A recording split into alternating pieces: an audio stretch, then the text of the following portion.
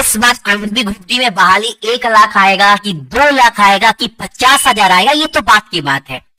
सबसे बड़ा जो डाउट है सभी के दिमाग में, ये डाउट है कि इस बार एजुकेशनल क्वालिफिकेशन क्या रहेगा, आईटीआई रहेगा कि बिना आईटीआई वनली 10th पास क्वालिफिकेशन रहेगा।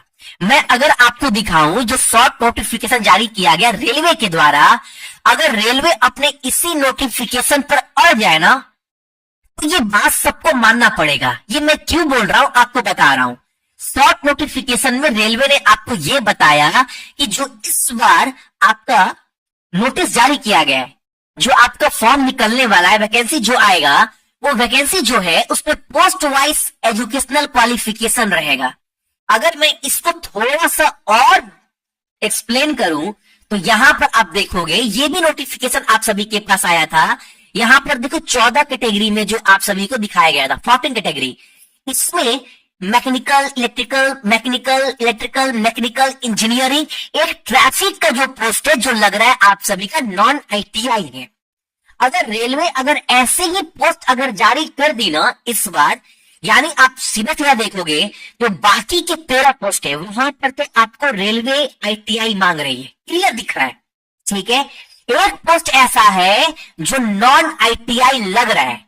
अब अगर रेलवे इसी पर अड़ जाए तो वो अपना प्रमाण, अपना प्रूफ भी दे सकती है। मैं आपको अगर दिखाऊं, इस यहां पर जाओगे ना आरआरबी के साइट पर, जो वेस्टर्न रीजन का ऑफिशियल वेबसाइट है रेलवे का, अगर यहां पर देखोगे जो आंदोलन किया गया था 19 में जो नोटिफिकेशन आया था उसमें रेलवे आईटीआई लागू की थी। बहुत बड़े पैमाने पर आंदोलन हुआ। आंदोलन होने के बाद रेलवे को ये स्टेप पीछे लेना पड़ा और नोटिफिकेशन से आईटीआई हटाना पड़ा, और जो भी 10th पास था वो सब कोई फॉर्म फिलअप किया। लेकिन रेलवे साथ ही साथ उसके बाद ये भी बोल दी थी से फ्यूचर 15/6/2019 के बाद अब से लेवल 1 में कोई भी नोटिफिकेशन अगर जारी होता है तो उसमें civil engineering, mechanical, electrical, signal, telecom department, catering and wing of railway के लिए जो क्वालिफिकेशन है वो 10th पास तो चाहिए। अब से, अब तो आपको छोड़ दिए, लेकिन आइंदा अगर आगे कभी भी लेवल 1 पर वैकेंसी निकलता है तो रेलवे ये बताई थी आप सभी को, अब से 10th पास के साथ साथ आपको आईटीआई भी होना जरूरी है। ये रेलवे उस समय भी बता दिया था। तो उस समय 19 में, आज से 5 साल पहले, कितने सारे गरीब बच्चे आईटीआई कंप्लीट कर लिए, क्योंकि रेलवे उस समय अपना एक स्टेप पीछे कर ली थी, ये मानकर कि बहुत सारे बच्चे आंदोलन किए थे। तो रेलवे बोली चलो इस बार तो हम छोड़ देते हैं, लेकिन इसके बाद अगर कभी भी नोटिफिकेशन आया तो आईटीआई होगा। अब देखो जब फुल नोटिफिकेशन आएगा ना, तब ये क्लैरिफिकेशन निकल पाएगा कि इस बार आपको क्या मांगा है, क्या नहीं मांगा है, ठीक है। और एक बात, आंदोलन तो बाबू आईटीआई हो या नॉन आईटीआई हो, आंदोलन तब भी इस बार होगा, ये भी आप लिख कर ले लो।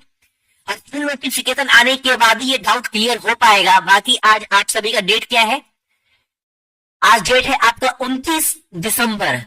टेक्स्ट बुक का अगर आप पास लेना चाहते हैं, अगर चाहते हो, तो बाबू आप यहां पर जाकर ना टेक्स्ट बुक की वेबसाइट पर आप 307 में ईयरली पासबुक ले सकते हैं। KY98 का कोड इस्तेमाल करिएगा ना, तो ये जो पास है आपको 600-650 में नहीं, सिर्फ 307 में मिलेगा, सिर्फ 29, 30, 31 3 दिन के अंदर, ठीक है। आप यहाँ पर एक बात याद रखिएगा, आपको जब भी ये बाई करिएगा ना, KY98 कोड इस्तेमाल करिएगा। बाकी ग्रुप डी का जब भी नोटिफिकेशन, बाबू आप सभी को पता है, जब शॉर्ट नोटिफिकेशन आ ही चुका है तो फुल नोटिफिकेशन बहुत जल्दी आएगा। और 23 तारीख से बोला भी गया है, 23 जनवरी से आपका फॉर्म फिलअप होना स्टार्ट होगा। भी उसके पहले 1 हफ्ता पहले मान लो आप सभी का नोटिफिकेशन आ जाएगा, तो पूरी जानकारी आप सभी को मैं दे दूंगा, ठीक है।